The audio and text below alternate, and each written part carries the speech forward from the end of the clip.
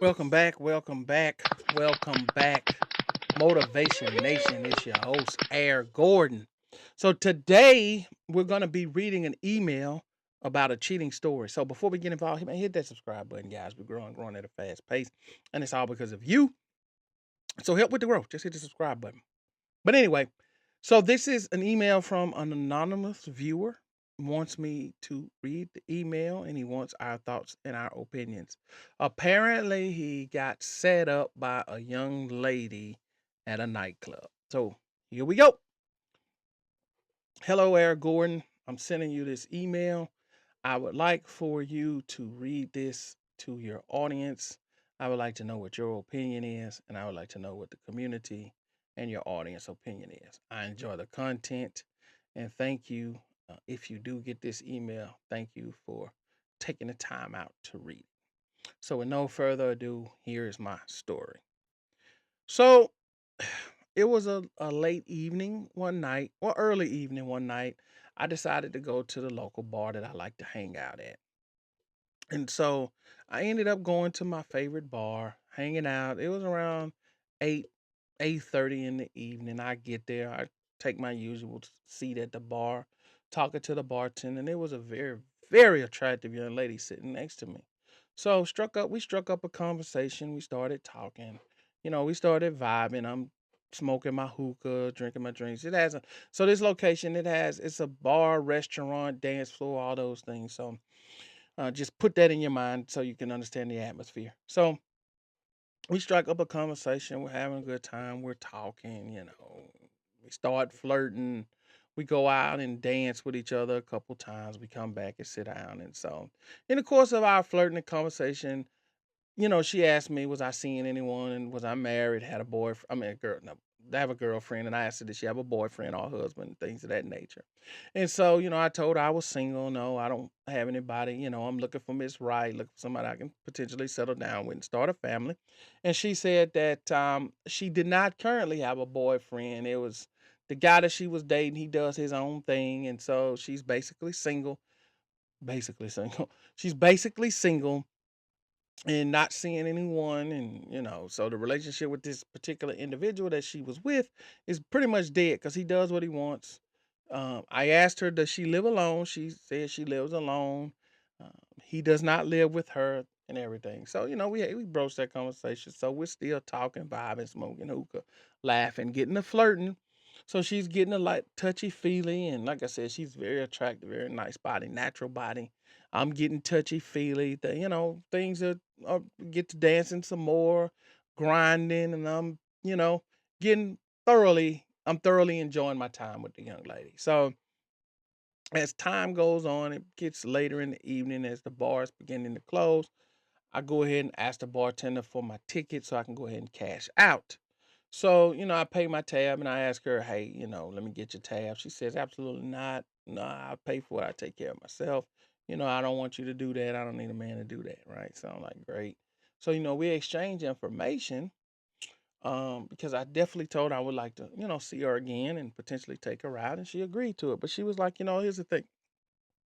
I don't live that far from the bar. I'm about 4 blocks away. You've been drinking.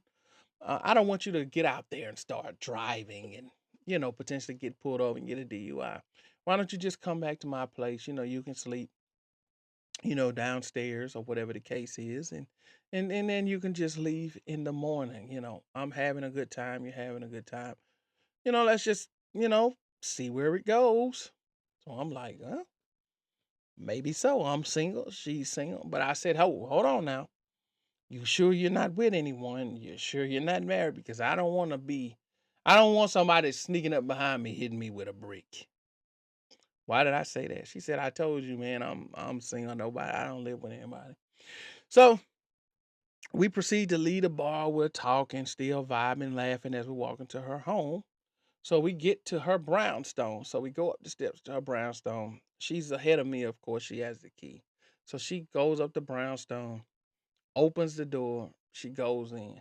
And the next thing I feel is like I hear a loud boom in my head. And it's like I feel liquid coming down my head. And all I heard was a bunch of screaming, right? Because at this point, I'm a little bit dazed and confused. So I hit the floor. I hear boom. Next thing I know, what you doing with my woman? Huh? You think you can just come in my house? So I turn around.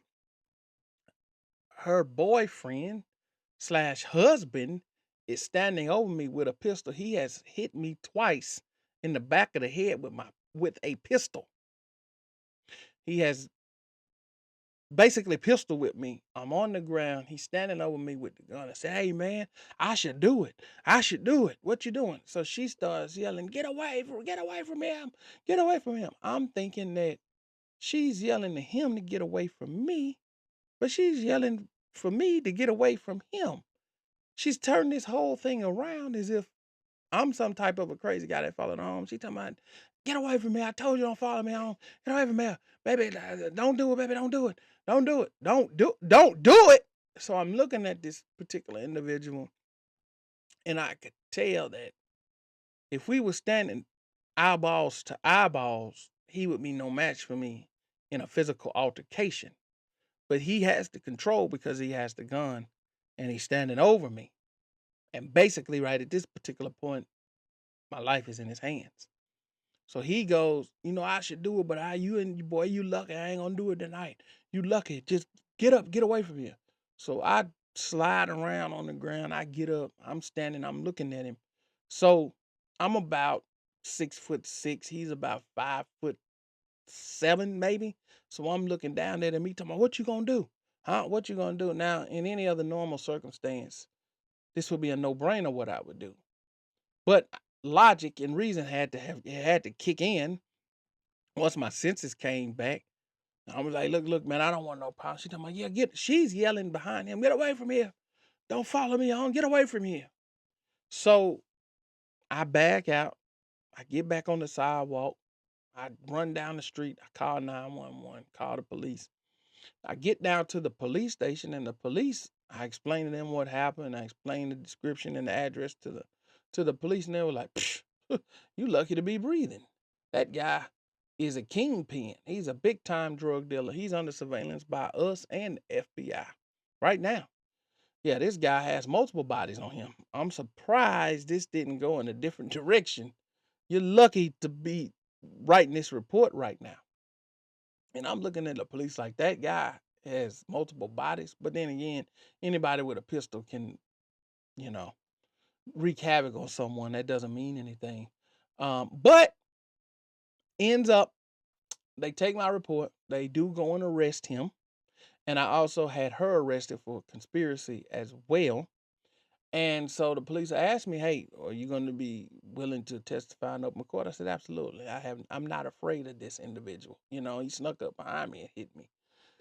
So, but it comes to find out I didn't actually need to testify. They just kind of looped in what he did in my case with everything else that was going on in his case, and they ended up convicting him, and she ended up doing jail time as well.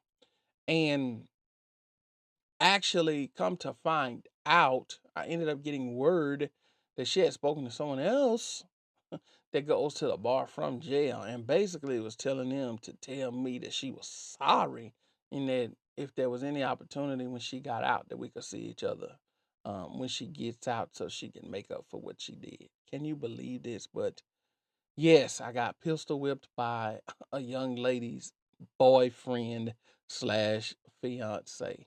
So that's my story. Let me know your thoughts on that. Wow. Well, listen, man. My thing is, make sure you get to know people before you actually go to their location, because people are full of games and lies these days, and they could care less about your life when it comes down to them versus you. And the craziest part about it is they'll put you in a bad situation, play victim, blame you, but then still want to some kind of way be with you at the end. I've seen this personally. I've seen this personally, and it's mind-boggling every single time it happens, but the lengths people will go through to save themselves. But just be careful out there, guys. Be careful, be very extremely careful if you're going to deal with someone on the first night that you meet them. Deal with them on a neutral ground, not somewhere where they have the advantage. Because You never know what's lurking in the shadows. But that's it for this video, guys. Make sure you hit the subscribe button. Thinking caps are on sale. Hit the link in the description. I will see you guys on the next one. I'm out.